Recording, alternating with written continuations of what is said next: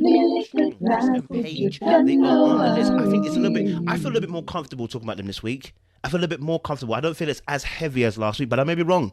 You might take me a little bit deeper this week. So, Chris and Paige, uh, it was interesting to see them on today's episode, just because of I felt like Chris pretty much told her go and do one. And and she started breaking down and crying. Unfortunately, like I think she finally realized, you know, he's not here for her anymore. Do you know what I'm saying? So let me start off. Layla, you're one of my resident smoke artists. Let me start strong with you. You know what I'm saying? Like, tell us, what was your thoughts, sis?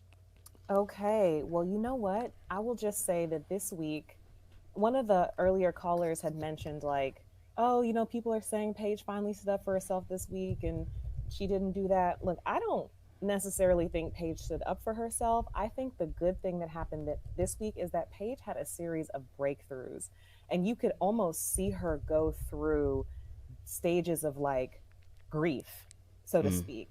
And it felt like she was really like, even starting with the conversation with the girls, she's like, I'm starting to wonder if I'm just in love with being married and not necessarily in love with the man that I'm married to. I was like, here we go, Paige. Here we go. Finally, you hit the level of honesty that is going to set you free. In Vogue was preaching free your mind and the rest will follow, girl. Oh my goodness. She sounded a little silly because she sounded kind of like maybe Christmas is about giving. Yeah.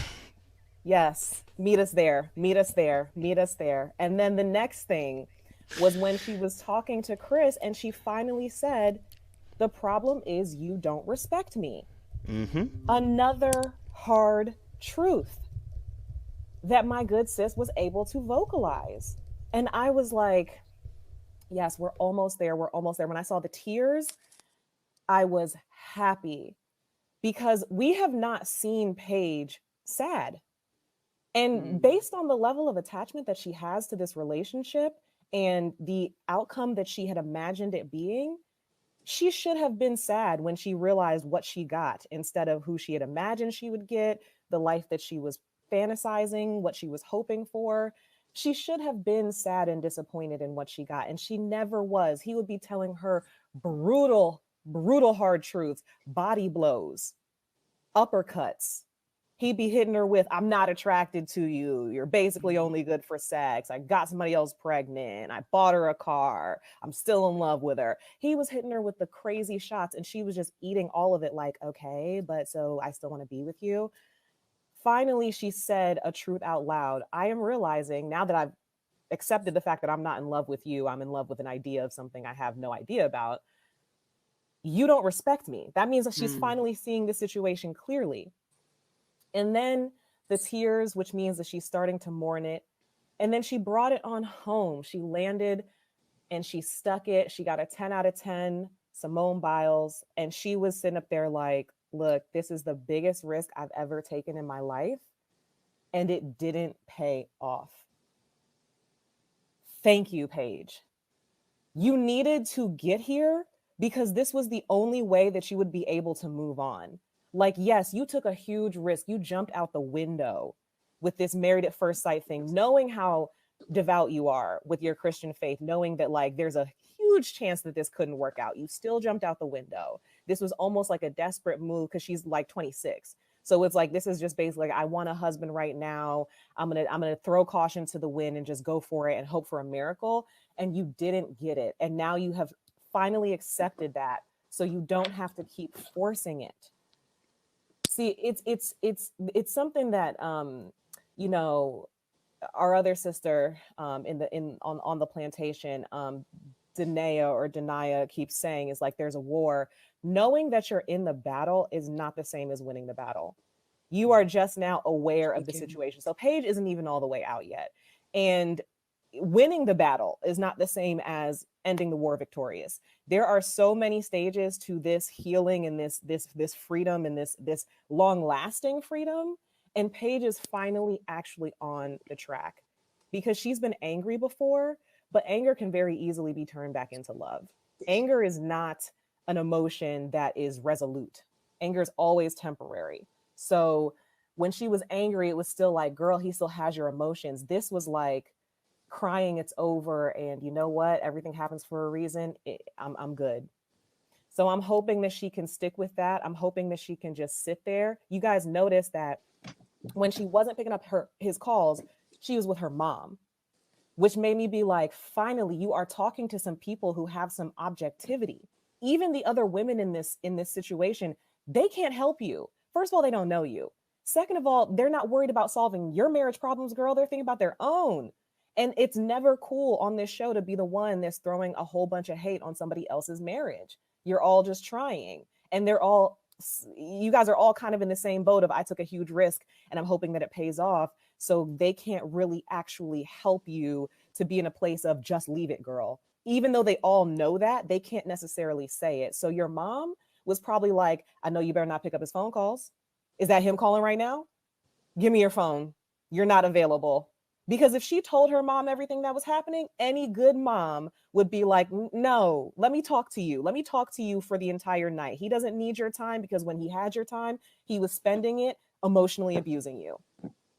So I didn't think that was a coincidence that she wasn't accepting his calls when he was there. And then typical narcissist move, he flips the script on her, projects all of his character flaws onto her. Oh, she only wants to talk to me when the cameras are around. Do you think we just tuned in? Do you think that this is the first time we met you, Chris? Please. Who are you saying this for? No one believes you. No one believes you. It was very, very funny. You know, I put my homegirl onto this show and she hates me now, of course. But she has her PhD in neuropsychology, and she was I was saying to her, she got to the honeymoon and she was like, I feel like Chris is in it with his ex-girlfriend, you know, conspiracy theories that we've all batted around. And I was like, yeah, he probably wants to capitalize on the notoriety of being the villain, because if he's the villain, then he'll get a lot of attention. There'll be a lot of talking. And she was like, no, he'll never leave off being the villain. He has to be the victim in the situation that rises up. That's the whole origin story of I slept in my car and still I rise. And, you know, like I like my whole family abandoned me and yet I triumph. And he is definitely still going to find a way. She was like, he's going to have to find a way to be the aggrieved party. That's why he's always trying to get her to be the one that leaves. She just wasn't taking the hint, but like he has to be the one that is sort of like the poor me in the situation. And I was like, girl, you don't even know how right you are. Because even this little, I called you 5-7 times, that's rejection. And then when she says, the night he called me. So did you call her 5 times in a row and try to act like you're doing something? Listen, don't blow up my phone and then try to act like that's effort. Like it was crazy. It was like, wow, he probably called her. Once he called her the second time she didn't pick up, he was like, let me get more missed calls on her phone so that I can say that I called 5 or 7 times just so that I can get some more sympathy. Like, look how hard I tried and you weren't there for me. You're not meeting my needs. You're not consistent in communication. You're fake. You hurt me. So yeah, it's it is insane. So I'm just hoping that she has finally accepted it didn't work. Let's move on to healing us instead of trying to heal this relationship.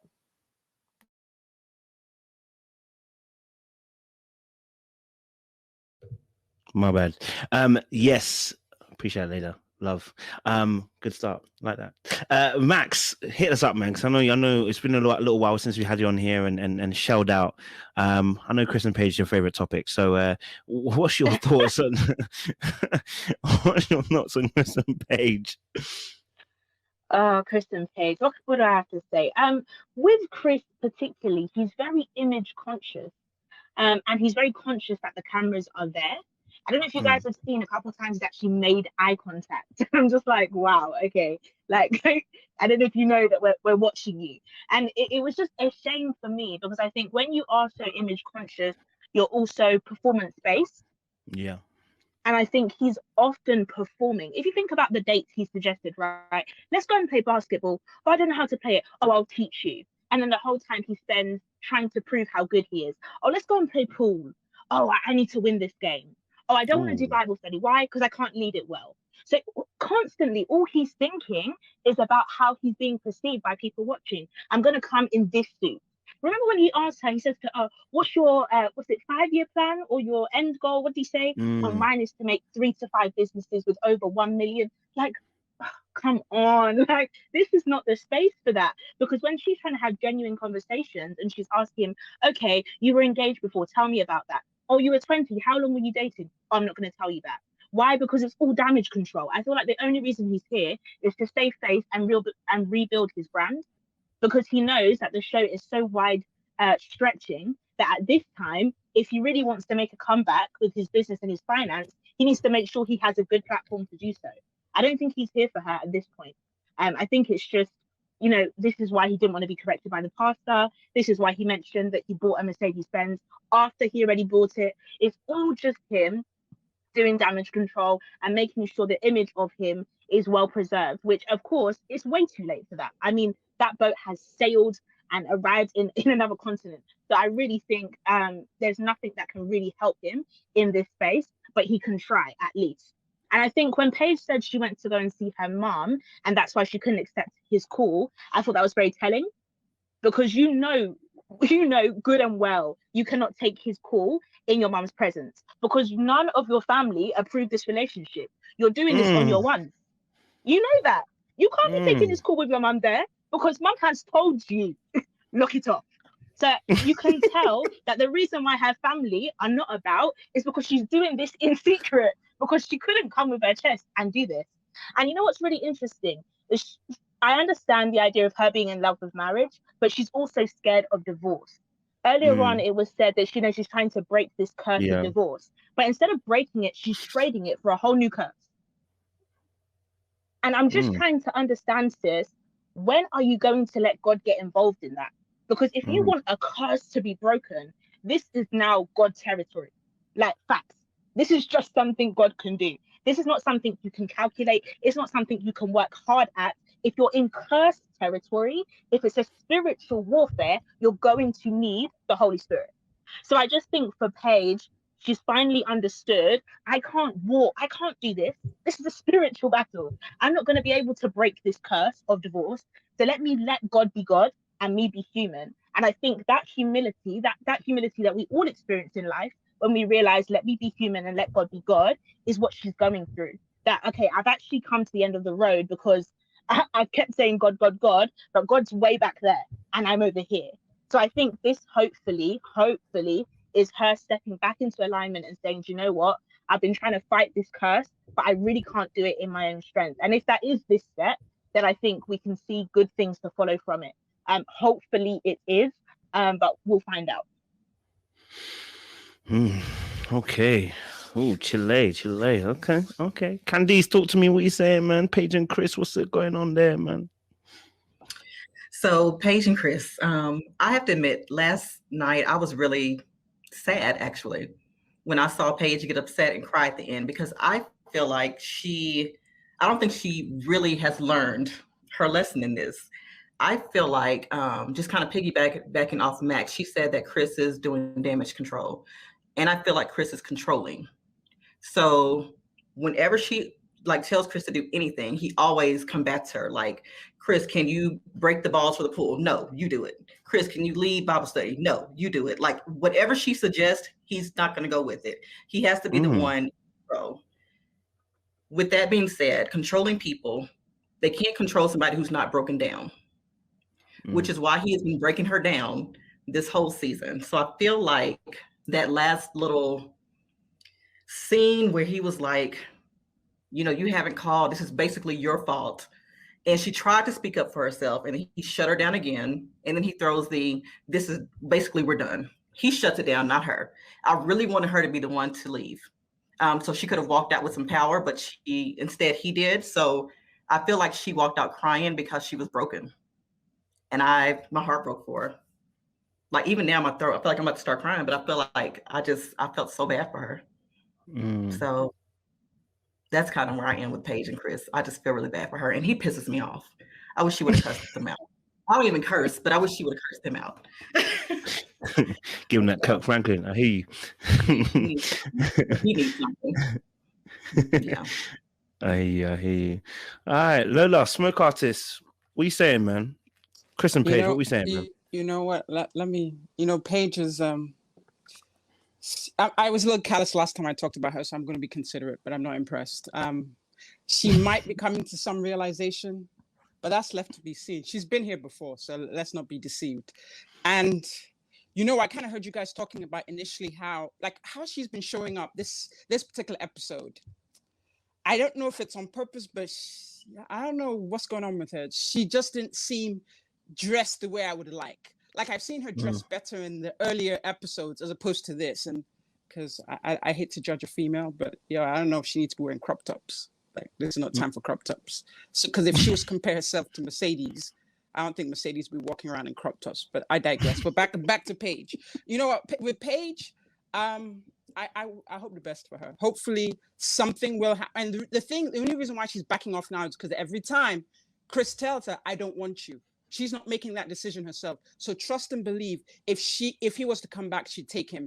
And I think part of the reason why she might be resisting him behind the camera, if that is true, is that she might admit and know to herself that she's weak. Because all he's trying to do is just, hit the skins and hit the road and run. So that's it. That's all I have to say. So I'm just hopeful for her and see what happens.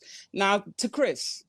Chris was trying to gaslight her in front of the cameras. So that shows me that he's a novice knock. He's not even he's a baby. He don't even know what to do because you're meant to do that. You're meant to be like, behind the scenes.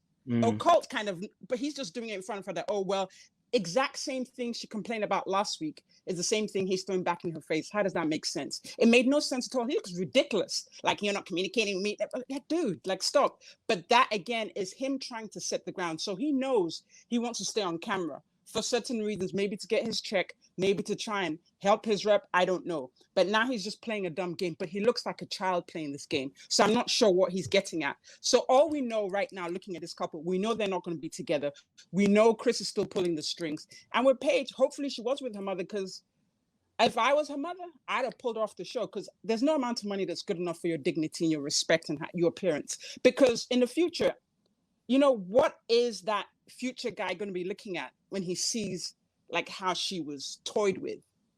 So yeah, with Paige, I wish her the best. I'm not mad at her anymore. I'm still indifferent, but I'm not going to be cold with it. I'm going to just hope. But I know that she hasn't discovered herself yet. If he comes back next week and says, "Hey, baby," she's going to come running and go to bed with him. She's not just going to talk with him. She's going to go to bed with him. So you know what? With that couple, we know they're not going to stay together.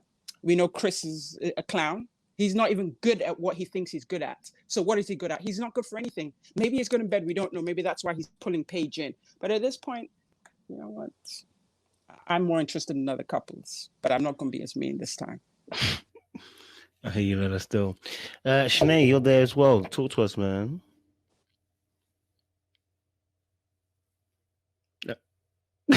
Wait. I am so done with Please, you, Shanae. Read it to me. What did she say? I am so tired of them. You already know you lot can't spell. You mean she is shy, so you put tie-I-D-E. I don't know what to do about that. It's shy, sir. It's shy, whatever, okay? whatever, Sir, it's shy. whatever. Because there's tired, but then there's tired. It's tired. And I'm tired of Chris and Paige. Girl, I'm just tired. I'm with you. I'm with you. I'm really tired. Girl, all right, no worries, Shanae. No worries. We'll come for the next couple for you. Don't worry. Adjoa, talk to me, man. Okay. So the first thing I want to say is that Paige was looking amazing. Like, I felt like her light was coming back. When I saw her at the luncheon with the girls, I was like, oh, okay, I see a little bit of, light in you. Like, she felt a little lighter.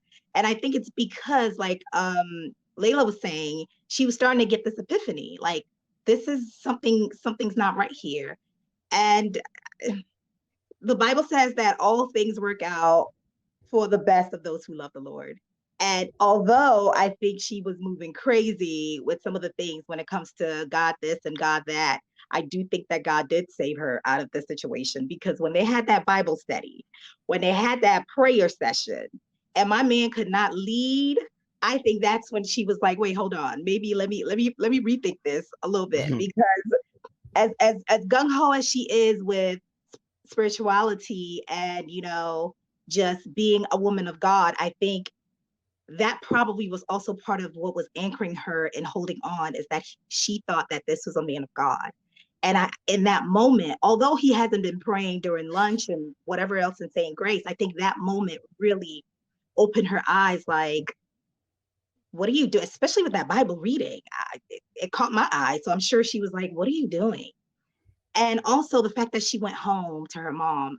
Your mother is the root that holds you. And I think her mom just shook her, like, what is going on with you? Like, this is not my daughter. You are not going to be doing this with this man who sleeps with you and tells you that you are not attractive. That is not happening, not on my watch. And I think that's what shook her, and that's what brought that light in her. Now, before I go to Chris, I want to give a little bit of a timeline. So they got married. Day 2 is when they had sex. Well, actually, no, they had sex the first night, right? And then day 2, they had sex again. And day 2 is when he said, I don't want you. I'm not attracted to you. Disappeared, had a breakdown, whatever it is. Day 3, my ex is pregnant.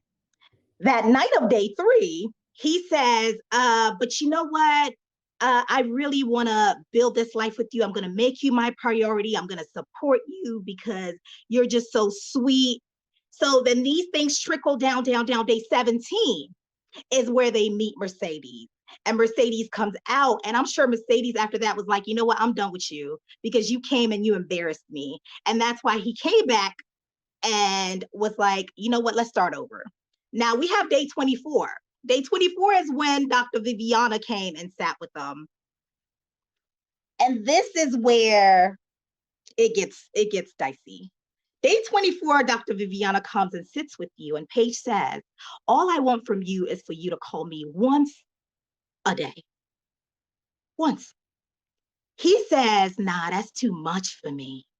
I can't have you calling me. I can't have you telling me when to call you. That's just too much for me.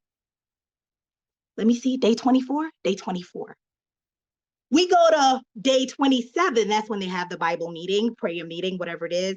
And then day 32, Chris comes and they're playing basketball. And Chris says, I don't know what's going on. I can't trust this relationship because your communication is shaky. I call you, you don't pick up.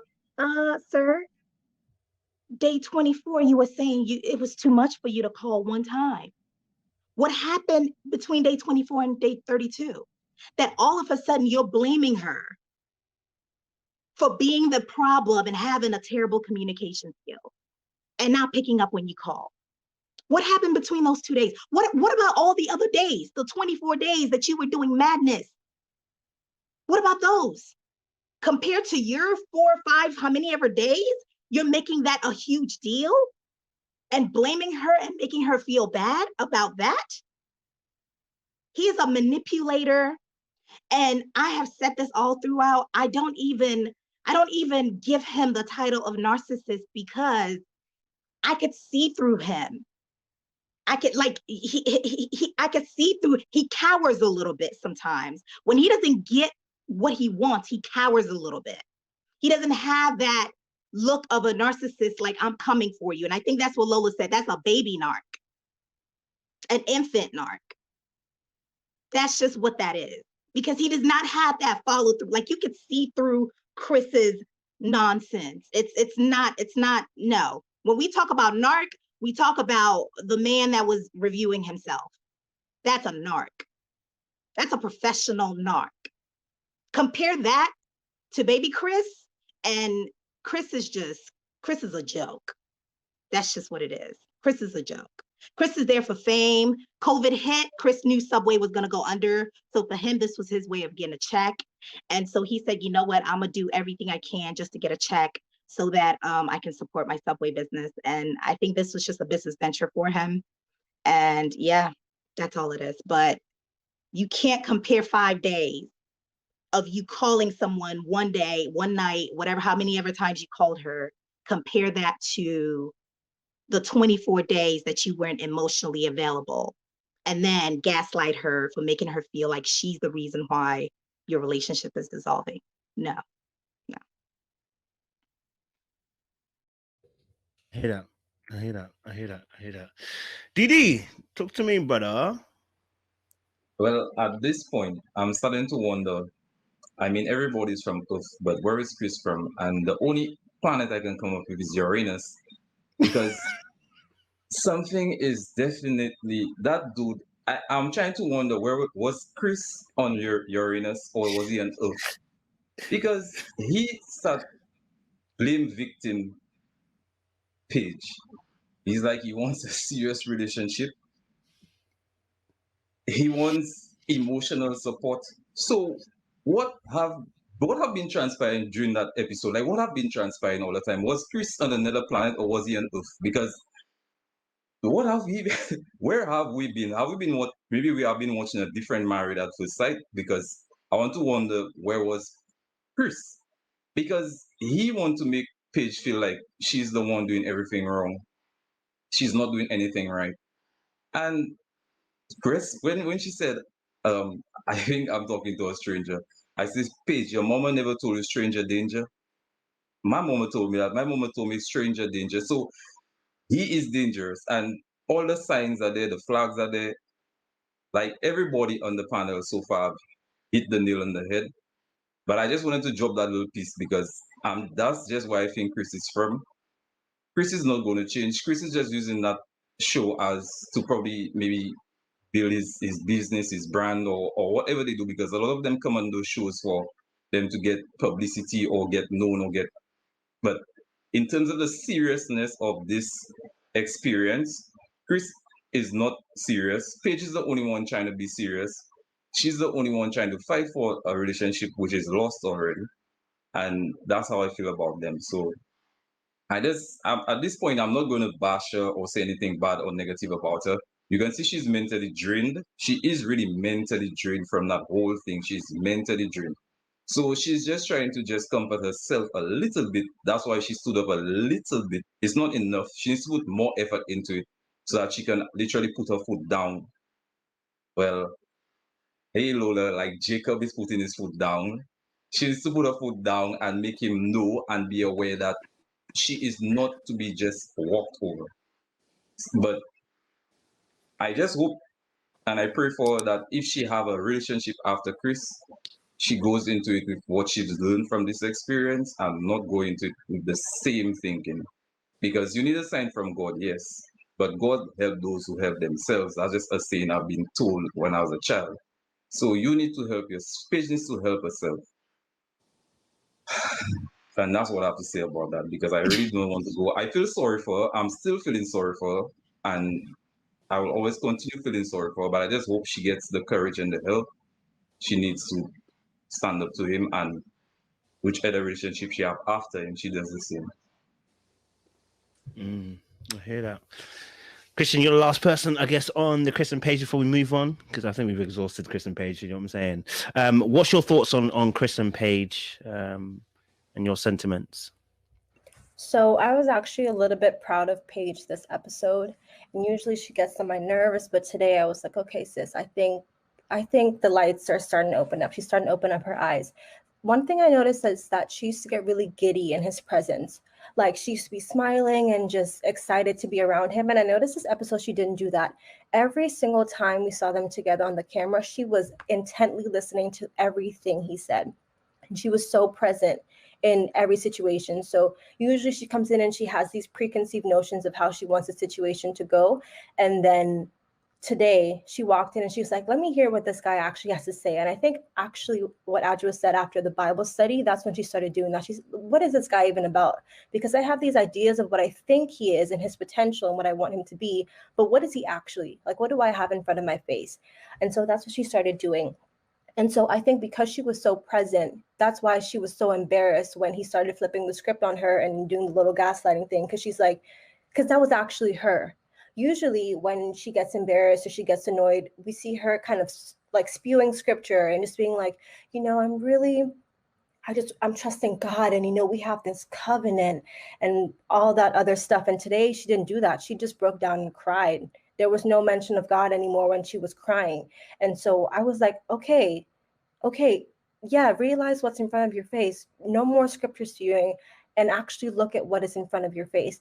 And I'm happy that I know she still has God as her comfort. And I think now she's going to use the scripture less to continue the situation, but more use God and the Bible and scripture to help her to feel better about moving forward and finding ways to leave. So that was good for her. And I really appreciated the conversation she had with Haley and Bree. She was happy. She was excited. She was just nice. Like, I actually really liked her in that scene. She was giving even good relationship advice to Haley about Jacob. And I was like, who is this? Because I haven't seen her before.